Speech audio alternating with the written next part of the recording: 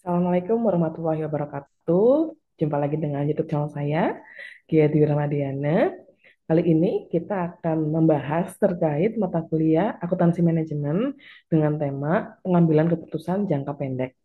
Untuk itu kita langsung saja masuk ke materinya. Ya. Pada materi kali ini masih nyambung dengan video sebelumnya, ya. Jadi ini kita masuk ke materi bab 6. Kita langsung saja. Ya. Pada materi kali ini, kita akan tahu beberapa hal yang akan kita pelajari, ya mulai dari apa itu pengambilan keputusan dalam akuntansi manajemen, kemudian bagaimana kasusnya, penerapannya, dan lain sebagainya. Nah, pada bab ini mungkin akan ada beberapa kasus yang akan kita lihat bersama ya.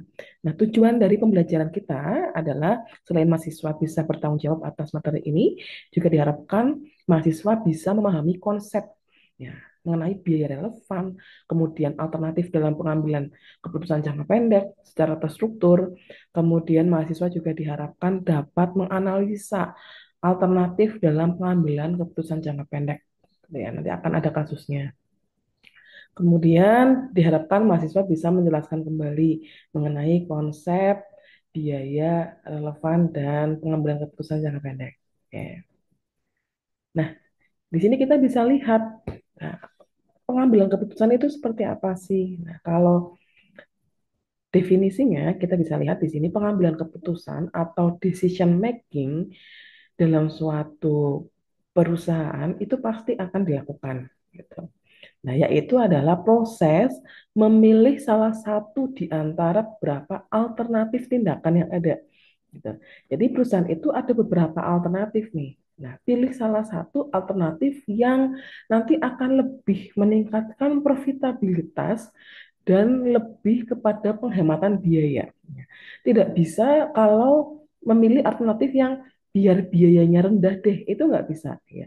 Harus antara dua tadi, meningkatkan profitabilitas dan menghemat efisiensi dari biaya itu sendiri, gitu ya. Kemudian, yang mana kegiatan pengambilan keputusan ini bersifat rutin, pasti ada.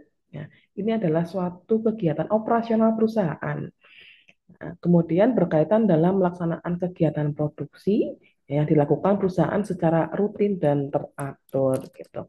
Jadi pengambilan keputusan di sini yang dimaksud pada akuntansi manajemen adalah perusahaan memilih beberapa alternatif pada proses produksi ya, yang mana tujuannya harus untuk ya, profitabilitas, peningkatan profitabilitas dan juga untuk efisiensi biaya. Tahapan-tahapan dari pengambilan keputusan itu yang seperti apa? Yang pertama, perusahaan menentukan masalah dengan menekankan tujuan yang akan dicapai. Tujuannya apa sih? Ya, untuk profitabilitas dan efisiensi, ya, atau untuk produksi, ya, untuk meningkatkan pemasaran. Nah, itu nanti perusahaan harus tahu tujuannya. Kemudian yang kedua adalah identifikasi berbagai alternatif. Nah, alternatif tindakan yang dimiliki oleh perusahaan itu yang seperti apa saja, gitu ya. Yang ketiga adalah identifikasi informasi yang relevan dan tidak relevan. Ya, sehingga perusahaan harus tahu ya, er- eh, biaya atau informasi yang tidak relevan itu yang seperti apa sih, gitu ya. Kemudian yang keempat baru bisa membuat keputusan. Jadi proses pengambilan keputusan itu nggak langsung tiba-tiba harus mengambil keputusan ini, enggak. Tapi satu, harus tahu tujuannya buat apa. Yang kedua, diidentifikasi alternatif tindakannya apa saja. Dan yang ketiga adalah diidentifikasi informasi yang relevan dan tidak relevan. Sehingga informasi yang tidak relevan itu bisa di-drop gitu ya. Dan mempermudah untuk pengambilan keputusan. Ini mengenai konsep pengambilan keputusan. Selanjutnya ini ada analisis diferensial. Ya, tadi yang kaitannya dengan tahapan dari pengambilan keputusan. Analisis diferensial sendiri merupakan sebuah model keputusan, ya, ini model yang dapat digunakan untuk mengevaluasi perbedaan-perbedaan pendapat dan biaya yang berkaitan dengan alternatif tindakan. Ya. Nah, tujuannya apa? Ya, jadi analisis diferensial ini tujuannya adalah untuk mengambil keputusan berdasarkan beberapa klasifikasi biaya. Ya, ada biaya relevan, biaya diferensial, biaya tidak terhindar, biaya kesempatan. Jadi ini adalah model untuk mengambil keputusan yang mana mengklasifikasikan biaya-biaya yang berkaitan dengan proses produksi yang akan diambil keputusannya seperti itu. Nah, kemudian pengambilan keputusan di suatu perusahaan yang berkaitan dengan proses produksi itu apa saja sih jenisnya? Nah, jenisnya ada 5 di sini. Ya, yang pertama adalah perusahaan itu nanti bisa memutuskan mau menerima atau menolak suatu pesanan. Pesanan ini diterima karena keuntungannya banyak. Pesanan ini tidak diterima. Nah, nanti ada pesanan khusus. Nanti kita akan bahas. Yang kedua, keputusan memproduksi sendiri atau membeli dari luar. Ya, karena kalau suatu proses produksi itu terkadang bahan bakunya ada yang langsung beli dari luar, ada yang bahan bakunya harus bikin dulu nih perusahaan. Gitu ya. Yang ketiga adalah keputusan mempertahankan atau memberhentikan departemen atau produk. Yang keempat, keputusan menjual atau memproses lebih lanjut hasil produksi. Dan yang kelima adalah keputusan menyewakan atau menjual suatu fasilitas perusahaan. Kita bahas satu-satu ya. Nah, tadi yang terkait analisis diferensial, bahwa analisis diferensial itu merupakan salah satu model untuk memilih suatu keputusan. Nah, berdasarkan klasifikasi biaya. Oleh sebab itu, kita perlu tahu klasifikasi biaya-biaya apa saja sih yang bisa diketahui ya, untuk menjadi dasar pengambilan keputusan. Yang pertama adalah biaya relevan atau biaya diferensial. Jadi biaya yang relevan atau biaya yang diferensial adalah biaya yang terjadi pada masa yang akan datang dalam berbagai alternatif untuk pengambilan keputusan manajemen yang digunakan untuk menyusun anggaran, perencanaan laba, dan pengendalian kegiatan yang berlandaskan program jangka pendek dan jangka panjang. Jadi ini biaya yang relevan yang untuk di masa yang akan datang sehingga biasanya apa saja ya anggaran, ya perencanaan, ya pengendalian seperti itu ya. Nah, kemudian kalau yang biaya tidak relevan gimana? Nah, biaya yang tidak relevan itu adalah biaya yang tidak mempengaruhi pengambilan keputusan. Jadi mau ada biaya itu, mau tidak, itu nggak berpengaruh. Ya. Dan tidak mempengaruhi profitabilitas perusahaan. Gitu. Oleh sebab itu, biasanya biaya tidak relevan ini tidak perlu diperhitungkan. Gitu. Jadi perusahaan harus tahu ini biaya yang relevan, ini biaya yang tidak relevan. Seperti itu ya. Kemudian biaya tidak terhindar. Biaya tidak terhindar itu merupakan biaya yang tidak akan berbeda di antara berbagai alternatif keputusan. Ya, apakah biaya itu akan berbeda di masa yang akan datang atau telah terjadi di masa lalu? Contoh, biaya penyusutan dari sebuah mesin yang sedang dipertimbangkan untuk diganti dengan mesin yang baru. Biaya masa lalu ini terjadi biaya tenggelam atau disebut sunk cost. Itu biaya yang tidak terhindar, ya, penyusutan atau depresiasi. Depresiasi. Kemudian biaya kesempatan. Nah, ada lagi istilah biaya kesempatan.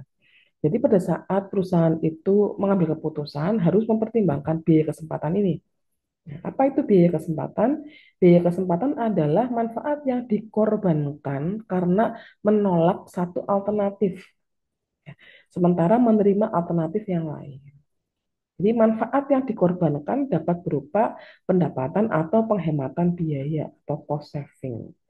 Contoh, ada sebuah ruangan yang belum dimanfaatkan oleh perusahaan A, kemudian disewakan. Nah, itu biaya kesempatan untuk menyewakan dan akan menjadi pendapatan untuk perusahaan. Nanti kita akan bahas satu-satu. Nah, jenis-jenis dari keputusan perusahaan jangka pendek. Ya, yang pertama tadi ada keputusan menerima atau menolak suatu pesanan. Nah, di sini yang kita garis bawahi adalah pesanan yang dimaksud adalah pesanan khusus. Ya, Jadi pesanan khusus itu apa sih? Pesanan khusus itu adalah pesanan di luar penjualan normal.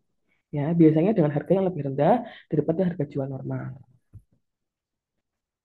Contoh, perhitungan laba rugi perusahaan yang setiap bulan memproduksi reguler keramik sebanyak 1.000 buah. Nah, biasanya ada perusahaan yang memproduksi keramik sebanyak 1.000 buah nih. Ya. Untuk memproduksi 1.000 buah keramik, ya, di sini ada rincian laba ruginya. Satu, hasil penjualannya itu 1.000 buah keramik dikalikan penjualannya harganya 1.000.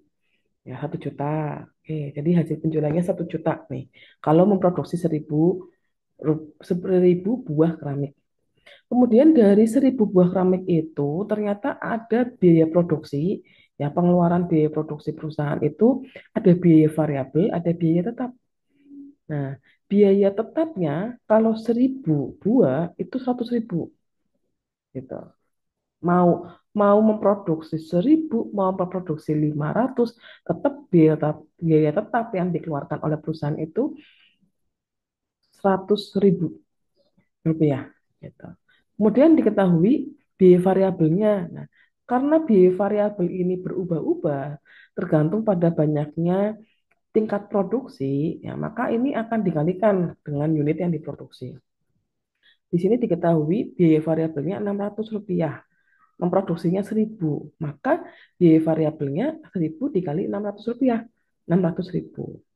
Sehingga kita bisa tahu bahwa biaya produksinya terdiri dari biaya variabel dan biaya tetap.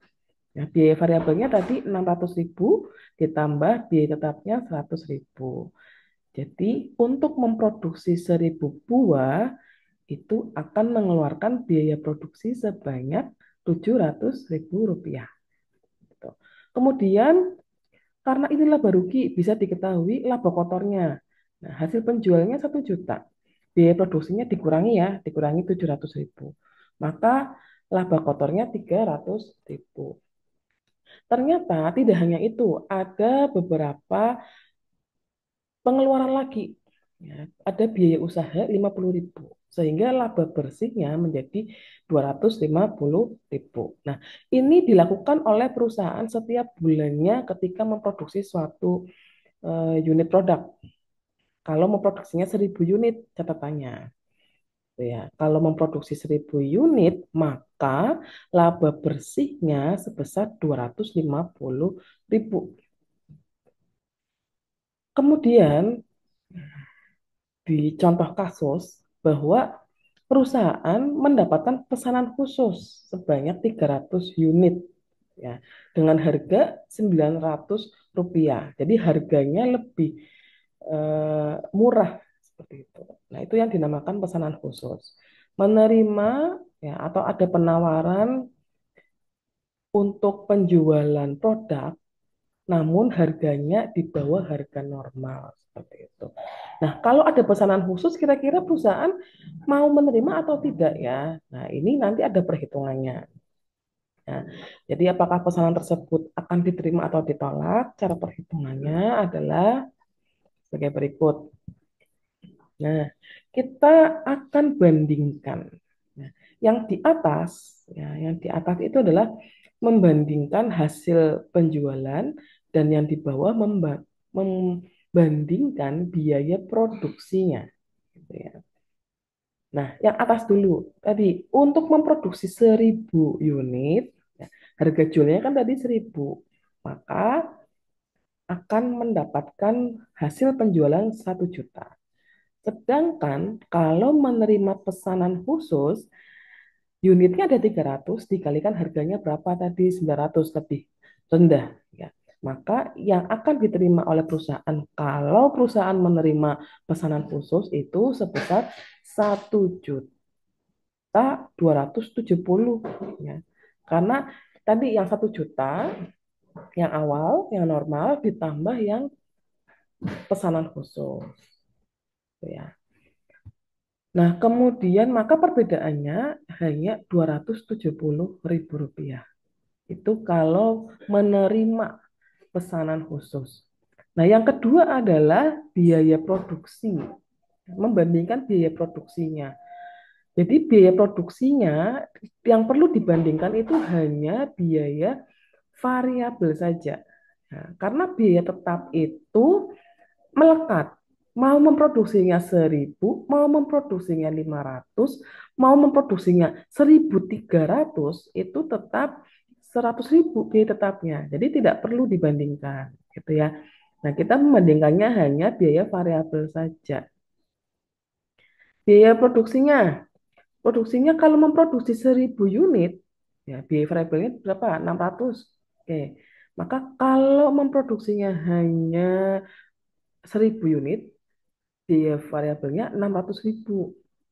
Tapi kalau memproduksinya ditambahkan 300, ya, jadi 1.000 ditambah 300, 1.300 unit dengan biaya variabel yang sama, ya, berarti biaya variabelnya sama dong, ya, yang 1.000 sama yang 300 sama biaya variabelnya. Ya, yang beda kan hanya hasil eh, harganya saja ya. Nah, biaya produksinya 1.300 dikali Rp600. Nah, maka yang akan dikeluarkan oleh perusahaan untuk biaya produksinya sebesar 780.000.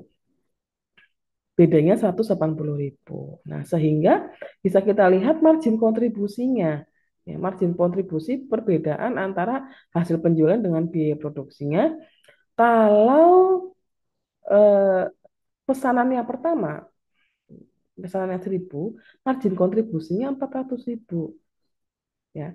Tapi kalau perusahaan menerima, ya, memproduksi 1.000 ditambah 300 yang tadi, maka margin kontribusinya bertambah jadi 490.000.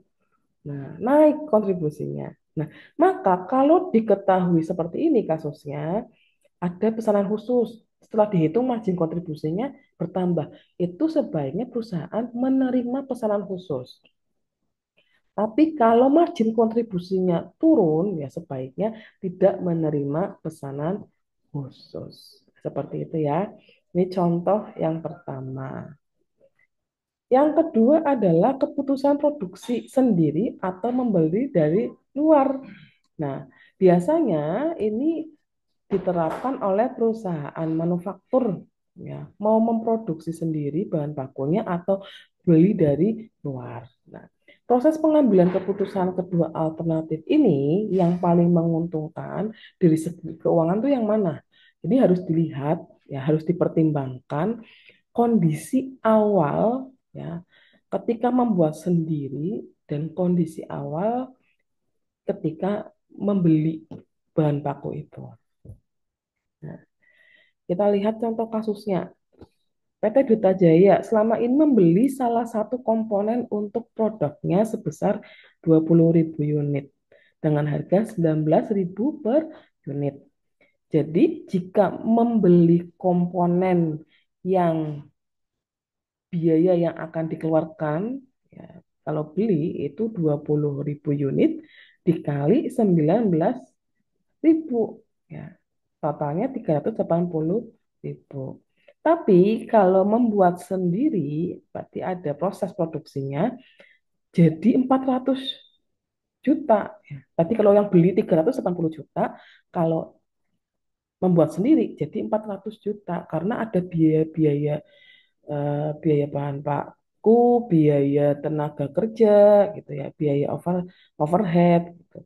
Jadi ternyata setelah dihitung lebih banyak yang bikin sendiri. Nah, jadi kalau kasusnya seperti ini, perusahaan bisa mengambil keputusan lebih baik membeli aja dari luar, ya, dengan harga yang lebih rendah dibandingkan kalau bikin sendiri. Ada selisih biayanya 20 juta.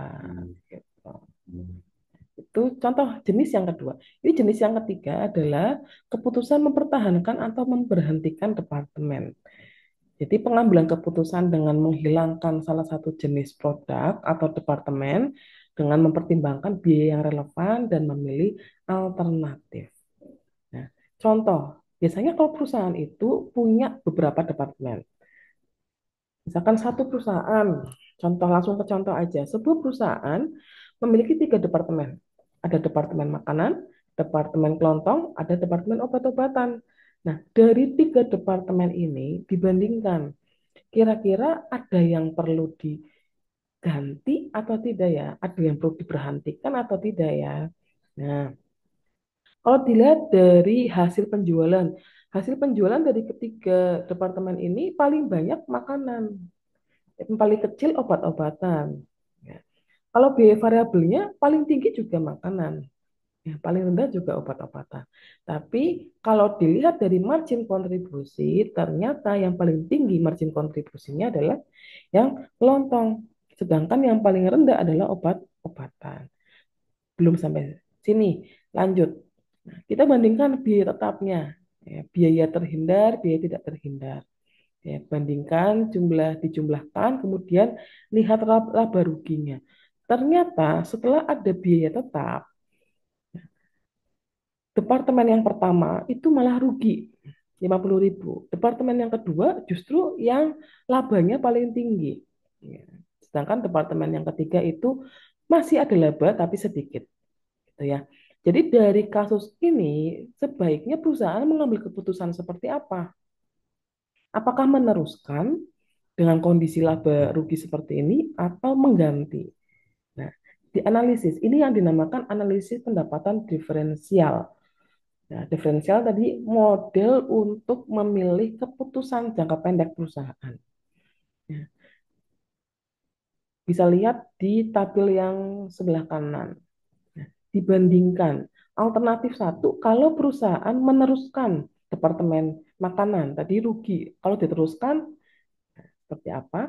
Kalau dihapus seperti apa? Nah, ternyata kalau diteruskan laba sebelum biaya tak terhindarkan dihitung 1.075.000. Kalau meniadakan ya itu masih ada laba tapi sedikit ya. Jadi labanya malah tambah. Kita bisa lihat lagi di sini. Jika biaya kesempatan lebih besar daripada biaya terhindarkan apabila perusahaan meniadakan departemen makanan, maka sebaiknya perusahaan meneruskan departemen tersebut. Jika perusahaan meniadakan departemen makanan, perusahaan bermaksud menambah departemen baru yaitu departemen kosmetik. Ya. Perusahaan harus menganalisis pendapatan diferensial dan biaya diferensial antara tetap meneruskan departemen makanan dengan meniadakan departemen yang pertama tadi dengan mengganti departemen yang lain.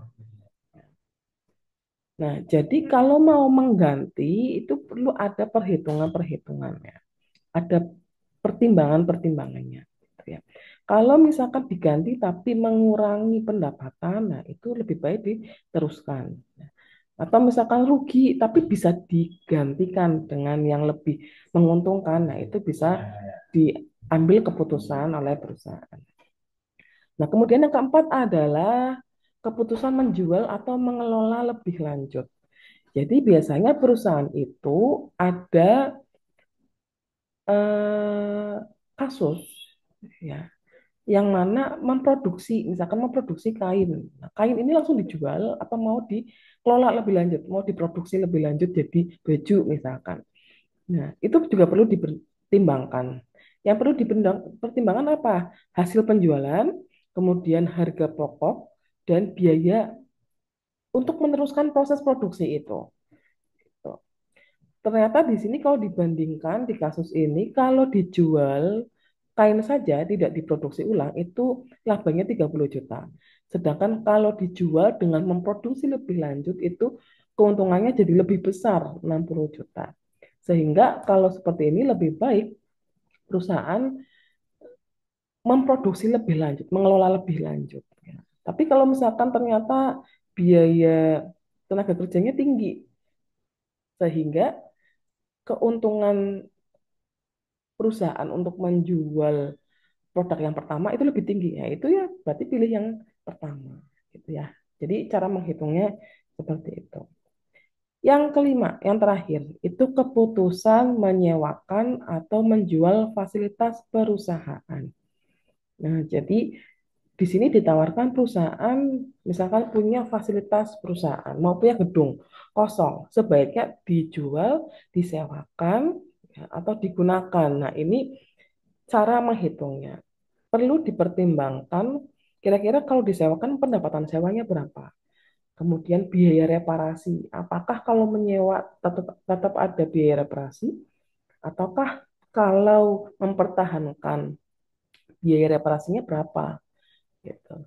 Atau kalau dijual berapa. Nah, nilai nilai tanah atau nilai bangunan ketika dipertahankan nanti akan dapat berapa itu juga perlu dipertimbangkan ya.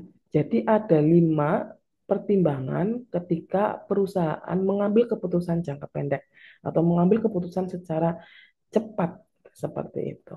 Nah, demikian materi mengenai bab 6 pengambilan keputusan jangka pendek. Jika ada yang mau ditanyakan, silakan komen di kolom komentar atau bisa japri langsung sama Bu Gea. Demikian presentasi dari saya. Terima kasih. Wassalamualaikum warahmatullahi wabarakatuh.